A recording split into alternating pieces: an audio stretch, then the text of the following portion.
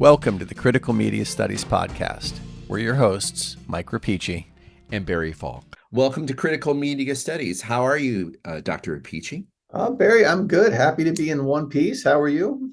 Happy to be in one piece as well. This is the post-Lane edition, and we were fortunate, blessed, however you wish to frame it, in that we're able to Zoom today and talk about a very weighty essay by Sarah Kember and Joanne Zylinska from 2012. Well, actually, it's a book chapter.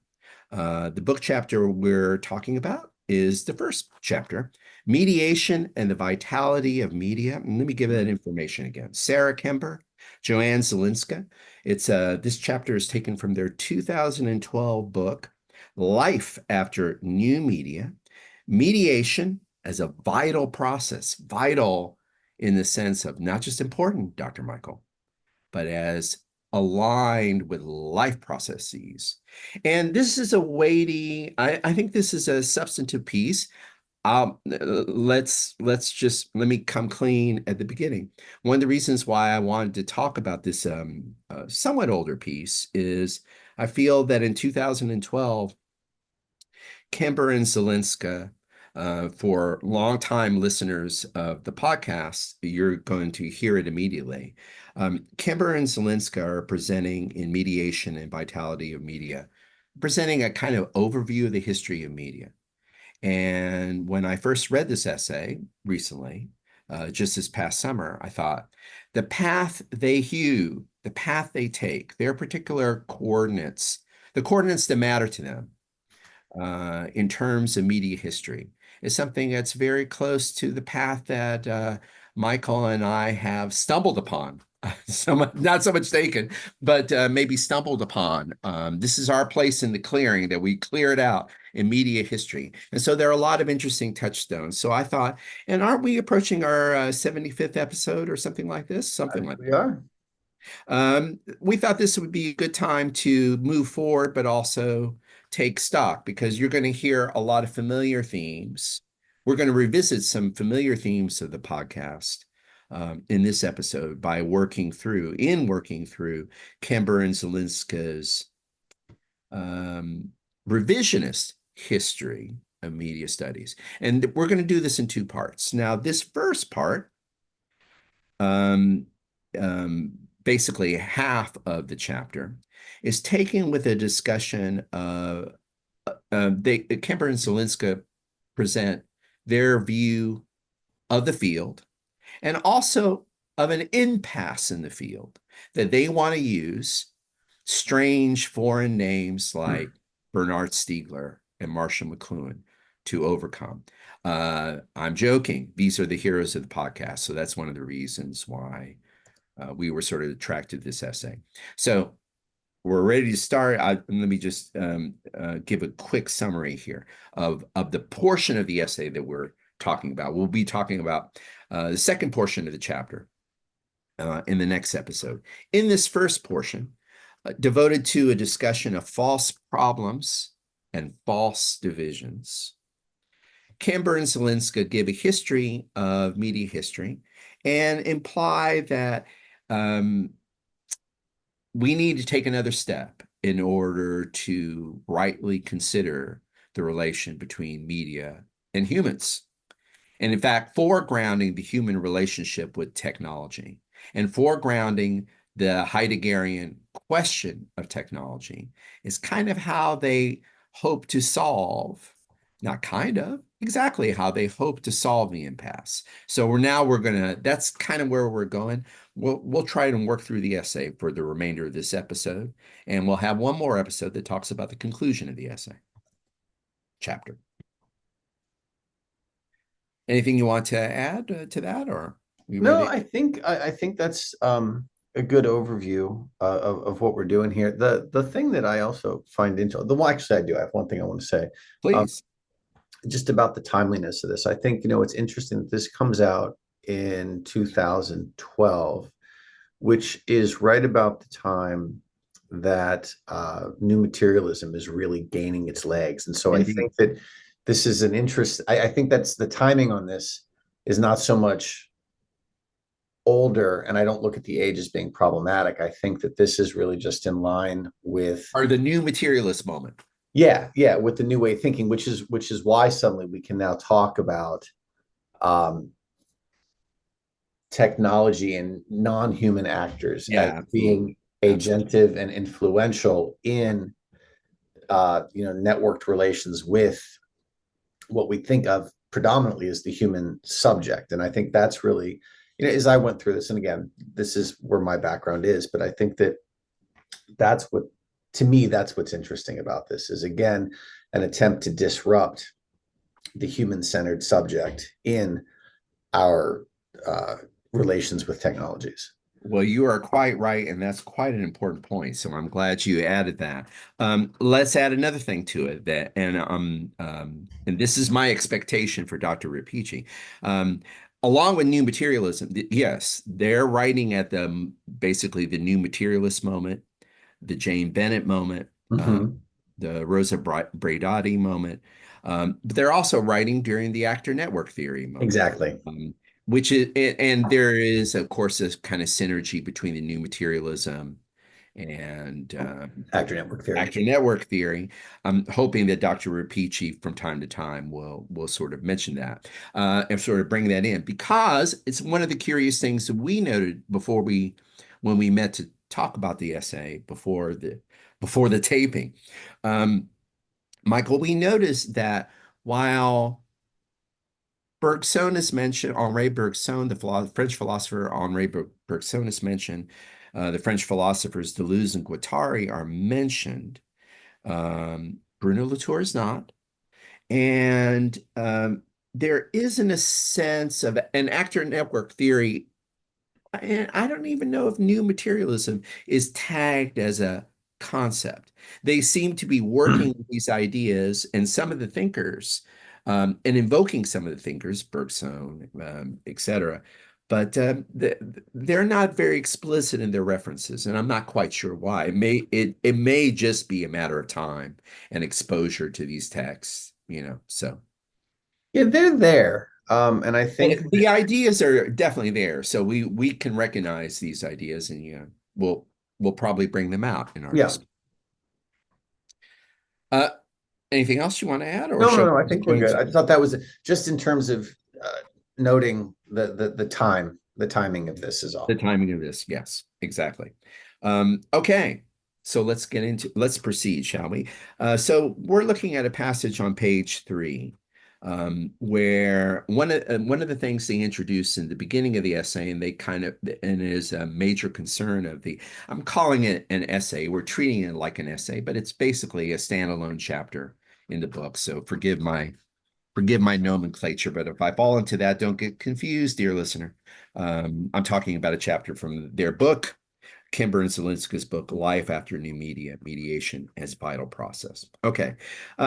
One of the things they're concerned about throughout, or one of the interesting ideas that they introduce, that's a better way of saying it, is this notion they want to question the temporality of new media. And by that, they mean a lot of different things.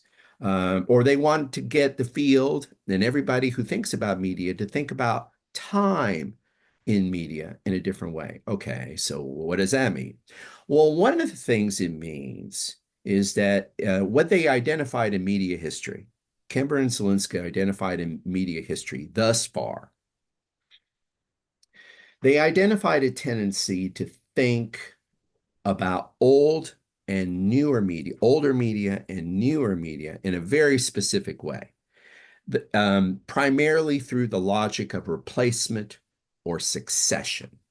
So, in other words, especially when it comes to the digital world, Mm-hmm. but even when we're talking about screens, the history of screen technologies or visual technologies, that we're living, or it could have been musical technologies, although musical technologies are not mentioned here. But so much of media studies discourse thinks in terms of the old and new, and they think about the relation between the old and the new in a rigid way, so that the new is always making the old obsolete. Right. So the first thing they want to do, I guess it's in a way, maybe it's at the root of all their interventions.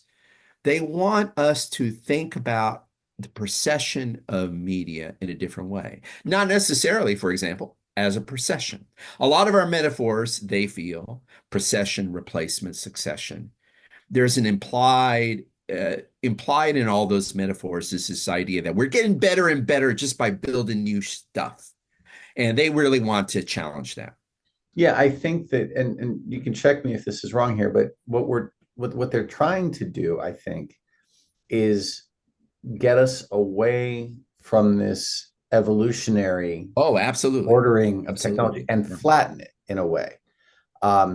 And so I guess it's this is the whole thing that they're working. I think we should probably get into the text to make this make a bit more Yeah, sense in their I could terms. read this, but go ahead and But finish. but the idea of the binary relationships between good, bad, old, new, right? Old being Right. synonymous with bad, new That's the problem. good. Old and new are usually put in a binary relationship. Yeah. Yeah, and I had a thought about this that um reinforces sort of the rigidity of these binaries in terms of the nature of our interactions. Well, I want to get into the text first, Okay. but Let me read. So I'll read it and then we'll turn to Dr. Rapici immediately. yeah, Okay. and I reserve the right to say something strange. Immediately. Yeah, Immediately you can object. Okay. So this is the heading. What is new about new media and a few other old debates? Ha ha ha. Okay, very good. Very good, Kember and Zylinska. So let's continue. Many commentaries on emerging media. Everyone who is anyone is on Facebook. Well, this is 2012, dear listener. Apple has revealed an iPad. Again, it's 2012. The internet causes obesity in children. Do we still think that? I don't know. That one seems to have gone away too, or do we still feel that? I don't know. Is it the internet or is it just video games or screens or Yeah, well, I think that's what they mean by the internet. yeah, The I don't internet know. catch all from video screens. Are we still worried about obesity and children? No, we're worried about mental. I mean, in a But way, I think the ailment may have shifted. I think that, but there's yes. still this prevailing notion that you've been sitting too long Too watching. long in front of a screen. Okay. So all these commentaries on emerging media tend to fall into one, and this is what Dr. Rapici was talking about a moment ago. These commentaries tend to fall into one of the two extremes, technophilia or technophobia, utopianism or dystopianism. That is either a celebration or of or cynicism about the advent of the similarly new. The majority of debates on new media thus tend to perpetuate the false divisions discussed previously. The old versus new division plays a special role among these oppositions, these binary oppositions, in that it not only brings together affect and matter. Now, those words, affect and matter, that's definitely the new Right. materialist actor network theory talk. Bruno Latour is not in vogue, but those are the types of terms that were common, that were beginning to emerge in that discourse. That it not only brings together affect and matter, but also inscribes media into, again, Dr. Rapici's words, a progressive, evolutionary, developmental narrative. In other words, it introduces the question of time into debates on media, while simultaneously freezing this question or bracketing it off, annulling it, by immediately dividing media time into a series of discrete spatialized objects or products that succeed. This is what Dr. Falk was talking about, the idea that products succeed and replace one another and the new makes the old obsolete. Thus, we are said to progress. Thank you. From photography to Flickr, from books to e-readers. Okay. You wanted to comment. Yeah, so my thought about this, it all stems, obviously, for me at least, obviously, from the notion of the binary relation and the question of subjectivity. And the push that Kember and Zylinska are really making is to see, I think they use the term media ecology later, right? This idea that we are all co-constituent and co-evolutionary here. Yeah. But what's interesting, and I think what reinforces this time scale, right, is the idea of humans using media tools, right? The subject-object relationship here that is going to center on these ideas of the media object, we'll call it, as simply being a tool used to achieve or to satisfy a task. And as such, they fit into our routines, they match our expectations. And then what happens is that we get this evolutionary progress where one tool satisfies a new need better than the old tool, and the older tools are now obsolete because they no longer fit the new need or need. And so, but also the idea of the initial, it gets funny, right? Because it's also this idea that we had something we wanted to do, and the old technology, it satisfied it up until this point where the new technology took over and satisfies that need even better, right? Right, but simultaneously creates new a new needs. need. And so it's this capitalist engine in a way that drives us forward. And what's funny, what I was thinking about is there's the William Gibson essay, Rocket Radio, which I find a way to come back to this essay every time I turn around. You're probably tired of me talking about it, but he ends it. You're making a funny face? I was making a funny face because I would say Matthew Arnold would say that you have a touchstone. You're a touchstone. Well, that's cultural funny. Touchstone. But Rocket Radio. But the argument he makes there is really fascinating in that, it's a kid listening to an analog radio using a chain link fence as the antenna, right? And the fence was never designed to be the antenna. And his argument is that, the street practical use finds new uses for old technologies. Indeed, it does. And so the easiest example, because you and I have had this conversation before, right, is the resurgence of vinyl, not as a vehicle to deliver music to your ear, but as a social status for, for being in the know or for access to cooler or for, so they are repurposed. But the problem is that to get to that repurposing, you necessarily need to step out of the mainstream consciousness and be subversive or counter in some way. And that, I think, is that the need to step outside creates a boundary and that boundary reinforces this linear progression of time. Well, actually, Michael, I don't know. You might have imported a gift. I mean, I was with you until the very last bit. I think I caught myself as well, actually. Go ahead. Well, but I don't know if I'm against you. I'm just saying, like, so far, I thought for 3/4 of that, you were doing a perfect, you were talking, you presented an analogy with Gibson that is a perfect analogy with their argument. Because Kember and Zylinska would point to the Gibson moment and they would say, look at this. That old technology, or this technology that was never even thought of as a technology, it's coming to a new use.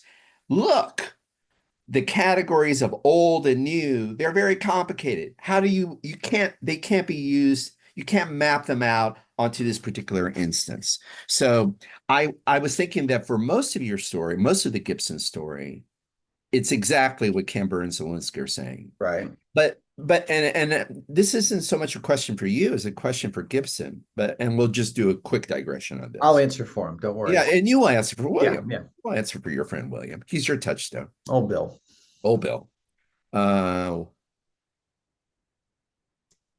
It sounded like Gibson also feels there's a tendency for technology to always go rogue.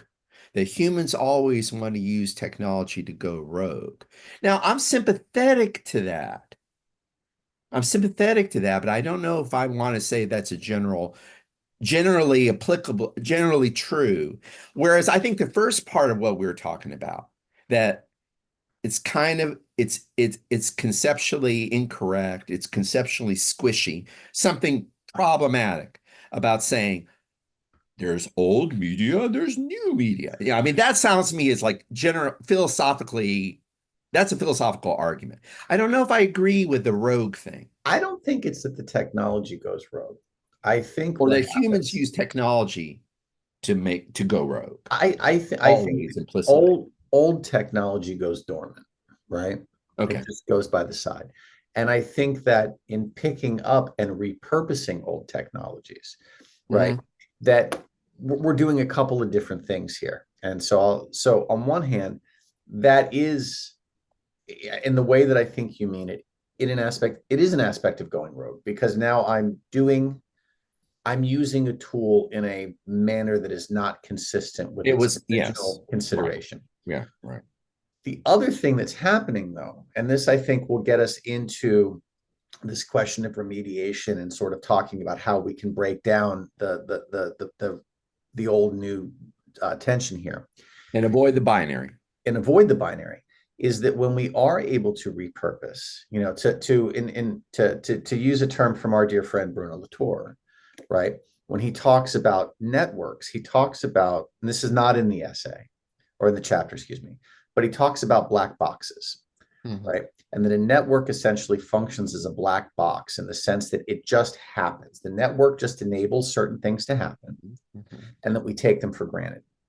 And that when the network breaks, we're forced to look inside the black box. And that breaking of the network makes clear all of the associations, or he calls them Hmm. socializations, within the network. And we can actually see the network for more of what it is than what we just assumed.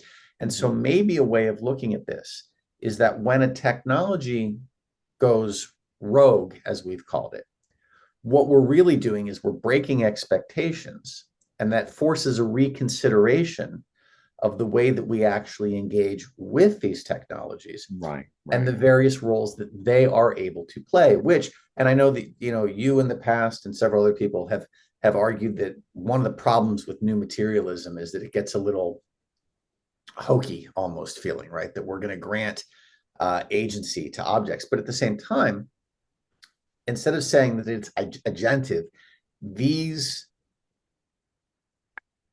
non-human agents in the networks enable things to happen. And that, I think, Mhm. is what they're calling for, is a reconsideration of look what these things still do, Mhm. but they do them in ways that we don't often understand or consider because it's not their intended purpose. Um, Wonderfully well said. And you nicely brought it back to the questioning of temporal succession Right. in that was always It's there. just realigned, it's Yeah. re-socialized. Yeah. I want to say something kind of quick about new materialism. Seriously, it will be quick because I Mm-hmm. want you to get to the next passage. But, I still am uneasy, as you mentioned, with this idea that matter, with ascribing a gen um, the, I'm skeptical of the argument or resistant to the argument that often new materialists make about matter's agentive possibilities and principles, Got it. mainly because I feel that when you work it out, it's not clear what agency matter has in most of the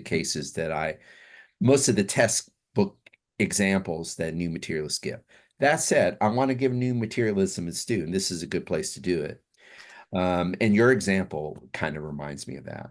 Um, I will say that the new materialist argument, for all my whatever my uneasiness or criticisms of it, it is a game-changing argument in technology, in media history, to think about the agentive processes of matter rather than humans. It's a game changer. And so So it's an important idea to have. And I would one never say it's not, no, you no, know? no, no. I don't. I think the one thing that I'd say is one of the sort of hangups with new materialism is that we tend to think of agency as consistent with consciousness, Yeah, and yeah, it's not yeah, yeah, necessarily yeah, so, yeah, right? And right. I think, and the whole, and I don't want to go down this route, but I'm gonna say like the whole advent and development of artificial intelligence really is going to do interesting things to this. Yeah, But you're right. I You're think right. the easiest way of looking at it is if you think, I mean, that with the storms and everything, right? Like if you think about the power of water and what it does, and then if you introduce the Yes. dam into this equation, well, that dam is doing things and it's preventing other things, right? And so what we're really looking at, I think, instead of a question of consciousness, is it's not a decision that's being made Thank you. so Yeah. much as it is an effect or a series of effects based on what happens when two things come together. And as we've seen with the storm, right, this is going to be my little vehicle for this here, right? You don't need human interaction to make things happen. But if you look at what happened with Helene as it came through, lots of stuff happened. Lots of stuff happened as a result of other things happening, none of which was conscious decision making. Sure. So I think that And makes it easier, but I don't want to go down that rabbit hole today. yeah, yeah, yeah. I will say that a lot, you also just addressed my major concern, and that's what I was trying to articulate. A lot of times, the arguments that I push back against from new materialism, I feel they're conflating agency with consciousness, and I usually say, No, but but I mean, the formulation you just gave satisfies me immensely, Dr. Rapici. Thank you very much for that. And let's go to 7. I'll be riding high on that comment all day. Okay, so um, so we'll just jump into the next one. Yeah. They said the authors of, We're breaking down binaries. That's our content. yes. Number 2. Okay, so the question, or no, sorry, excuse me. The authors of New Media, A Critical Introduction, inevitably simplify Marshall McLuhan, and Raymond Williams' position in their attempt to frame technology as a key question of our times. However, in taking recourse to such an inevitably reductionist theoretical model, they draw out a very important point. Here is that point. In the battle between McLuhan and Williams, which is the battle between determinism and constructionism, between technicism and humanism, between machine agency and human agency, it was Williams who won. And they go on to say, it was a mistake because, banal as it sounds, but this is actually an important philosophical point, which we will expand upon further. Media cannot be conceived as anything else than hybrids, and technology is part of that hybridity. This mistake may perhaps be rectified by a return to McLuhan, a return that will work through, or even attempt to bracket his alleged determinism, but that will retrieve his valuable foregrounding of hypermediacy and the body. Okay. Let's stop there. We got a lot to unpack. I'm going to try to unpack and do it compactly. Because I was conscious of this when you were reading the first portion on page 7. Mm-hmm. I'm going to try to give a very brief preview of media history, the media history that we're surveying right before the passage that we're going to talk about now. So here is very quickly. This is what Kember and Zylinska were dealing with in the previous pages. In the previous pages, they were giving a kind of chronological survey of media history, and they were noticing there was our dear friend of the program, Marshall McLuhan, in the 60s, who came up with what was regarded to be, who came up with an argument about technology, form equal form, being the same as content, or swallowing content, or blurring the boundaries. Technology blurs the boundaries between form and content. And medium in the medium is the message, and the medium is the mass age. There is an argument that McLuhan, which they identify with McLuhan rightly, that technology is a game changer. And technology creates things called media environments. And in order to understand what's going on in the new media world, we have to pay attention to media technology. Now, this was a position that was countered by another dear friend of the program, Raymond Williams, who felt that, and this is what we mean and what they mean by the term techno-determinist. McLuhan said, we have to look at technology, media technology specifically, and how it interacts with the body in order to understand the meaning of new media and the significance of media communications. Williams felt, well, no, you're dealing with superstructure. As a Marxist, Raymond Williams felt, you're dealing with superstructure when you do that. Technology is never just technology. Technology is always a means toward an end. And in the Marxist schema, it's means toward a very specific end, which is to reinforce the capitalist system mode of production and to benefit the few and exclude the many, right? So there's always this end game with capitalism that means you don't pay that much attention. And this is Williams' critique of McLuhan, that McLuhan was paying too much attention and ascribing too much importance to the means, which is obviously the media is the means and the technology is the means. But in focusing on that, Williams charged, and McLuhan bracketed off all these important political, social, and at root economic questions that we have to pay attention to in order to really understand the true significance of media and technology. Now, what happened is that Williams won in the Academy, or at least in British cultural studies and media studies. I'm sorry. I have a question for you.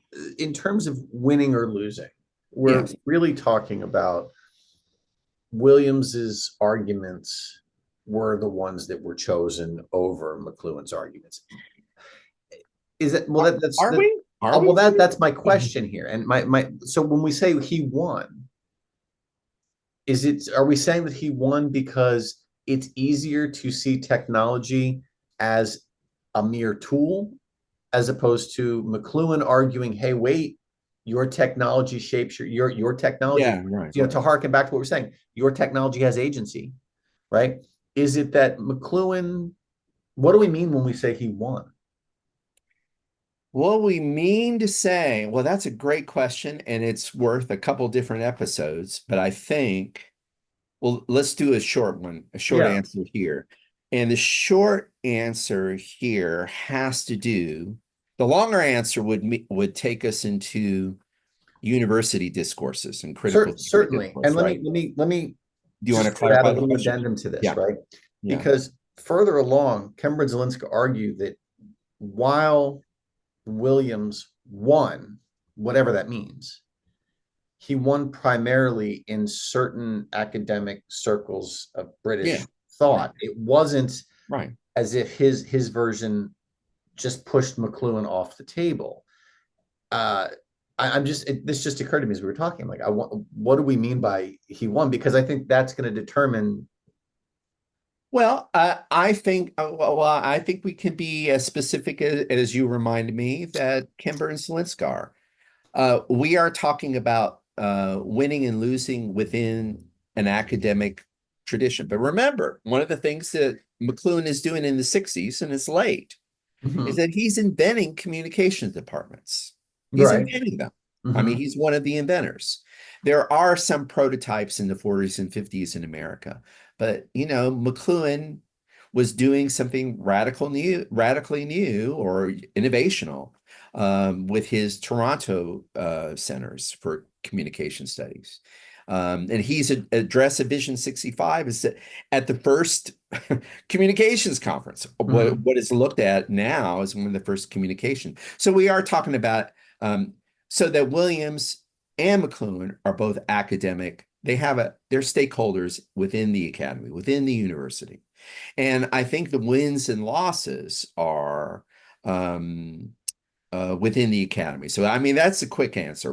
Where did Williams win? I think he won among Marxist influence, socially, and also theorists who are social constructionists and wanted to think about economics and politics and social relations as being more important than technology per se. And so that position won, and McLuhan's loss. Is that, I don't know. I'm stammering here because I feel I'm not answering your question. No, Or I guess what I'm saying is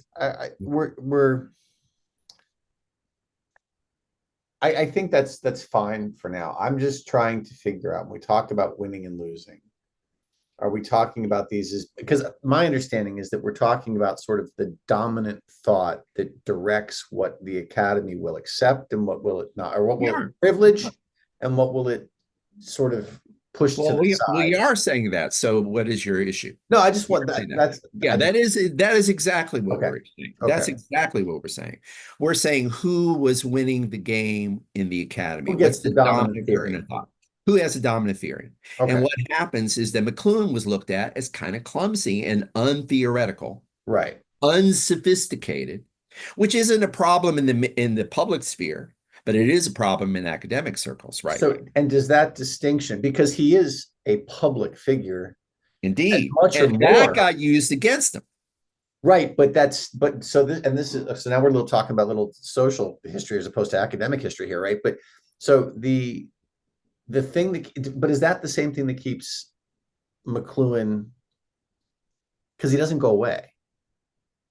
You know, a lot of times fringe theories get pushed aside and discounted. He doesn't go away. Is that because of his public persona?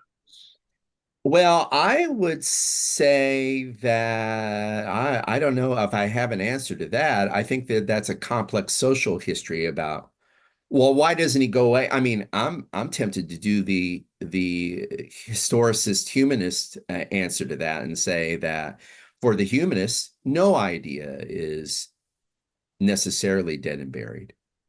So he didn't go away because he had ideas, and they're always there to be recovered. Depends whether we want to do it or not. Mm-hmm. And what's happened, and what Kember and Zylinska are going to try to do, is recover McLuhan.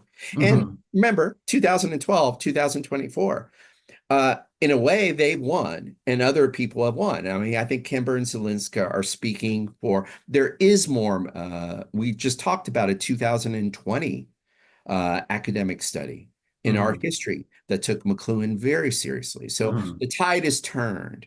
But at the time that Kember and Zylinska were writing in 2012, Williams was, I'm sorry, not Williams. Williams was the dominant figure, and he still is a dominant figure, but maybe not in media studies, because people have found, and just to end our discussion of this particular passage, because I think we sort of discuss the stakes of the debate. Let me just add one more thing in that second passage that we read on page 7, because it kind of brings it to a close.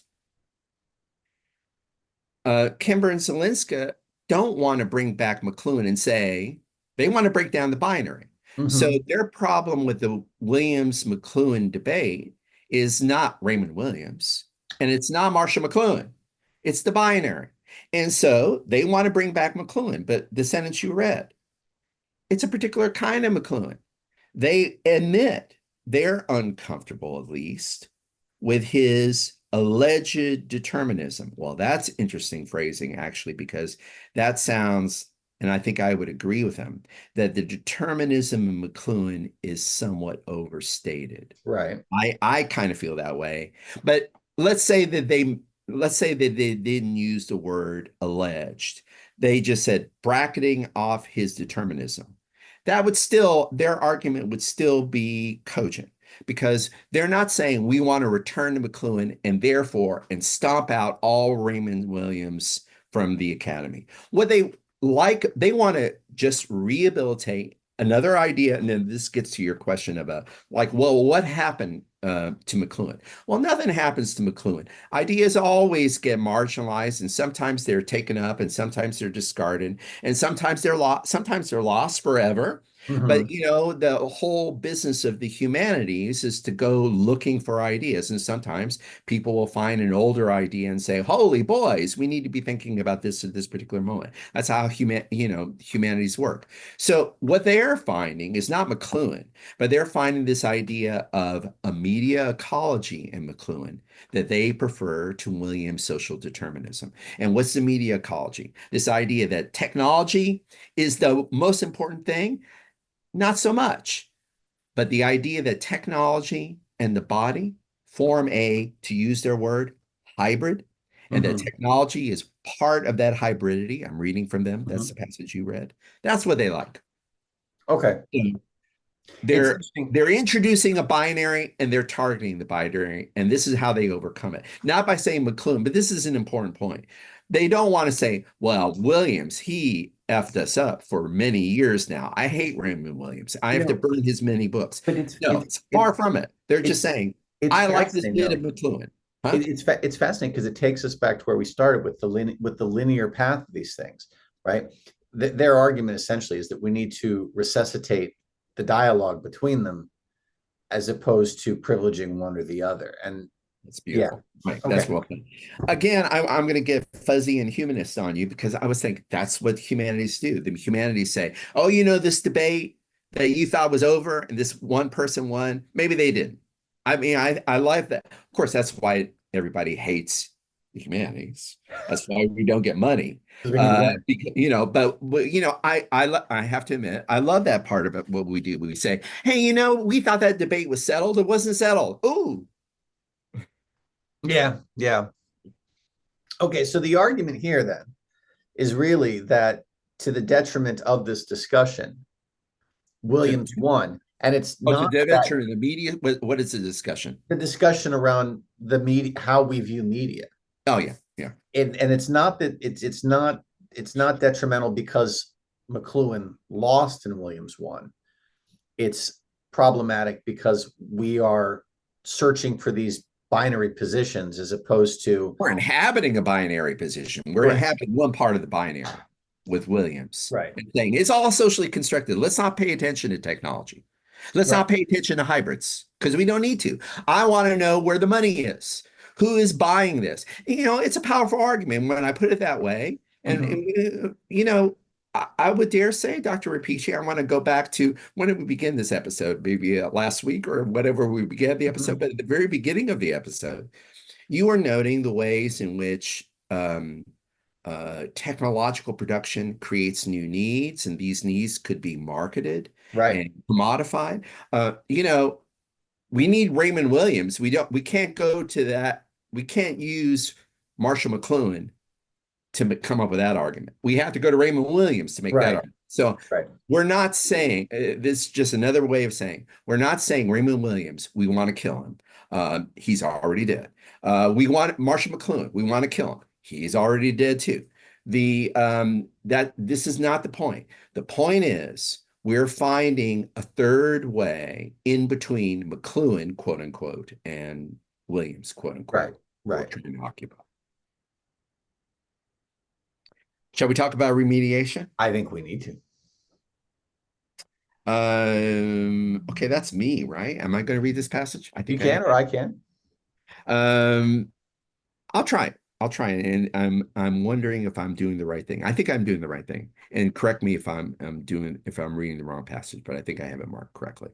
Okay, so we are at the end of our discussion and going to prepare you, dear listener, for our next episode on Kember and Zylinska.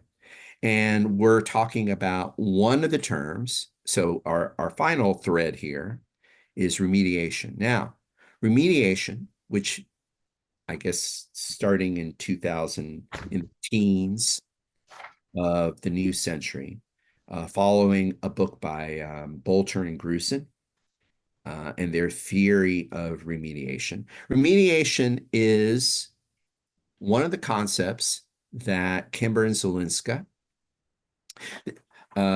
approve of. And it's a new term at that point. It was a new term in media studies. What does remediation mean? Well, what they like about remediation, not surprisingly, is that this new concept does away with the old way of thinking about older media being replaced and displaced by newer media. Before we get into remediation, they start with the term mediation, which I think is actually worth taking a peek at. So let me jump in here because they start the chapter let me just read you the first sentence of the chapter, which I think will make this discussion of remediation a little more fruitful. Let's do it. This chapter makes a case for the shift from thinking about new media as a set of discrete objects to understanding old and new in terms of interlocked and dynamic process of mediation. So I just wanted to sort of put that there for a second, because what we're looking at with mediation is understanding that there is a connectivity and an interwovenness between old and new, which I think, to my mind, sort of invokes the McLuhan perspective of the. It does, because I was about to say, what they don't use that word in that sentence, but the later word they use in the passage I just read was hybrids, and that's also what you're talking about. So before we talk about remediation, the idea here is that that we are mediated, and that it is a verb. I love it. I love it. And in fact, I think I can read the passage and we've already kind of halfway glossed it. Yeah. Because what they like about remediation is that it's mediation. Yes. And that it makes us think of old and new media in their as interlocked things, as interwoven processes, as hybrid compounds rather than discrete objects that we can parcel out and describe as old and new. And then last bit, I'll go ahead and do the interpretation before I read the thing, before I read the passage. The final bit of it is that while they like remediation and they like the concept, they worry that unless we take the Heideggerian turn, and that's what we'll be discussing next week, the Heideggerian / Stiglerian turn, we're not doing remediation right. We have the right idea, but we don't follow through. Our arguments don't match up, don't match or correspond adequately with our theoretical principles. Okay, now I'll read. Following in Lister and colleagues' footsteps, we want to spend some time looking at Bolcher and Grusin's theory of remediation, by now a staple in new media studies as of 2012, both celebrated for its brilliance and criticized for its generality and forced ubiquity. This term refers to the way in which the computer refashions older media. Now, refashions older media, and in which older media refashion themselves in the context of the computer. I'm going to just do one more gloss. I'm going to stop reading the passage there, but I think I don't need to read more of the passage if I gloss that one verb in the quoted passage, refashioning. Now, I think Bolcher and Grusin, I'm sorry, not Bolcher and Grusin, but Kember and Zylinska, like remediation for saying that older media is refashioned by newer media, because that gets us closer to the mode of interactive hybrid thinking that you were mentioning a moment ago. But they're also worried that, so they both like the term and they're critical of that term. Refashioning, that gets you closer to what happens to older media in light of new media. That gets you closer to the truth. But there's still, I sense, there are problems with it, is that it still kind of implies that the new is better than the old in a kind of simple binary way. I was trying to figure out how to ask the question here, and it doesn't discount old media, and it doesn't, so that's good. We like that, right? But the hub of this discussion is new media. Is the new media and how it's doing the refashioning. Exactly. So in a way, you got the binary, and this is their argument in this final section that we're talking about. This is their argument that media studies has corrected itself. It's moving out of the Williams-McLuhan impasse with the introduction of these Bolcher and Grusin's term of remediation. But still, it's not quite enough. And let me just read one last sentence from that page, from page 8. And it's exactly what you said, Michael. The problem with remediation is that often it ties new media to old media, but in a way that privileges new media. And so we're still in the temporal line. Tying new media, now I'm reading, Tying new media to old media is, Bolter and Grusin say, a structural condition of all media.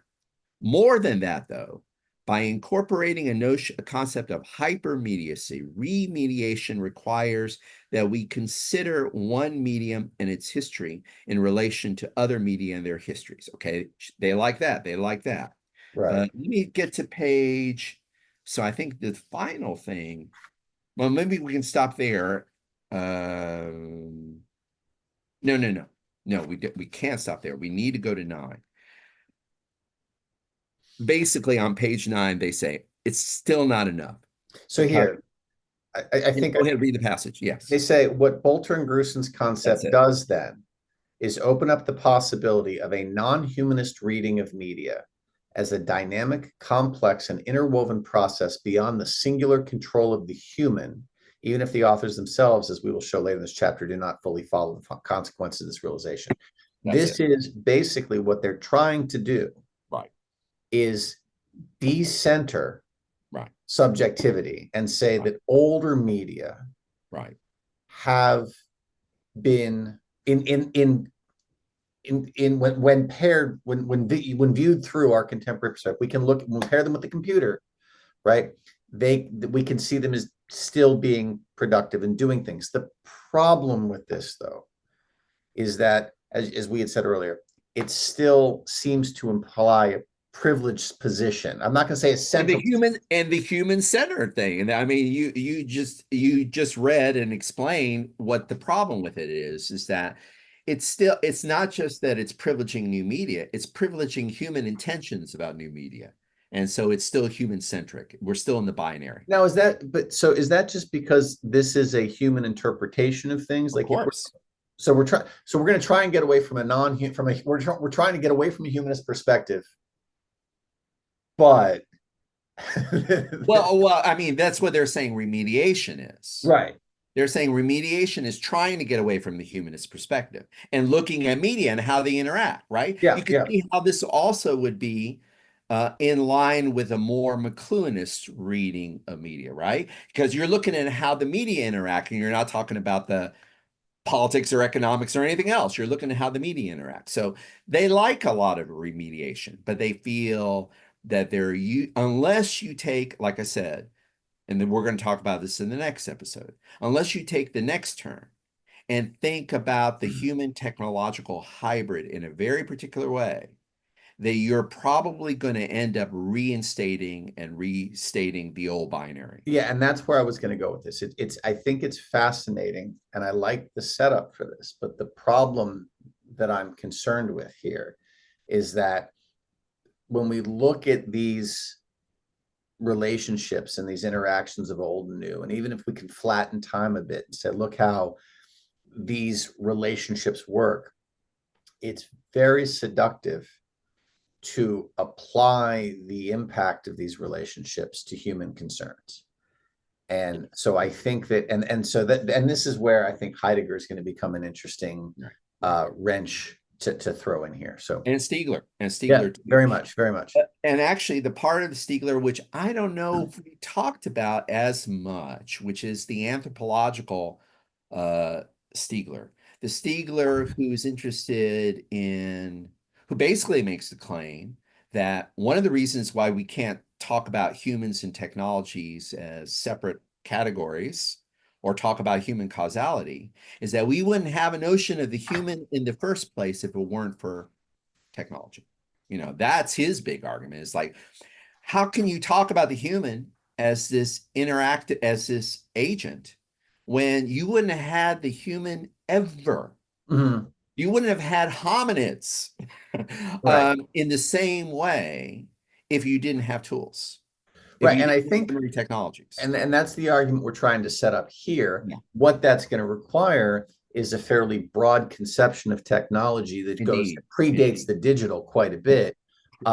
Indeed. And everything. I mean, it even predates the number system or the alphabet. Yeah. Right? Yeah.